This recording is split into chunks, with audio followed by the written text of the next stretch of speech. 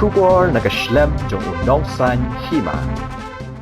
Ka Miani di Shira kepada ke kertong jong ke seng Trinamool Congress ke balong ru ke khun jong menteri rangba barim ke jela Dr. Mukul Sangma minta ke sengi ke sauterik ubnai rempang arajar arpulai kala pendap ya ke jing tep kerteng ha office trekam jong ke deputy commissioner hatura ha ke banyakun ya ke election ke yeng dorbar thawan ke jela na ampati constituency habaya keren mat kilat pathai khubor hadin ke jing tep kerteng na kaliang jong ke Miani kala om baka snus kemma kani ke election baru ki nongelam bat ki nong krishan jongka bat hagani ka sngi ne kalyang jongka Shira kala ongru bakum ki nongelam jong pat ba kin treshitom namar kum bala yo I bo pat ba u jinjar hakapor jongka sarkar MDA bat kum ka senghi kan treshitom bat ki breu ki badan ki kam ba pher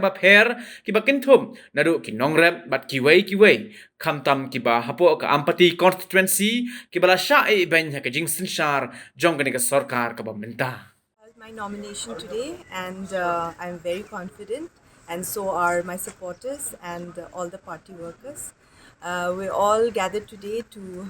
support me as a candidate of AITC for Ampati constituency, and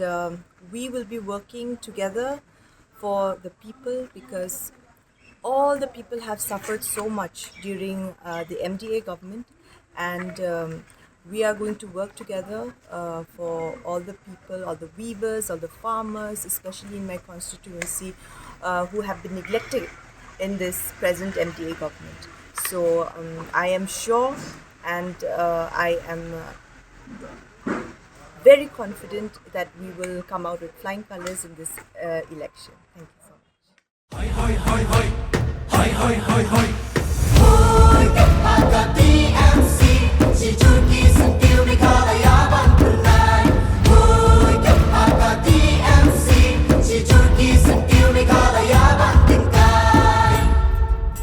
Rilum jungi mentala dei kapor ka jingkela kisur ngin pensawa lawan kapor ka jingkela Rilum jungi mentala dei kapor ka jingkela kisur ngin pensawa lawan kapor ka jingkela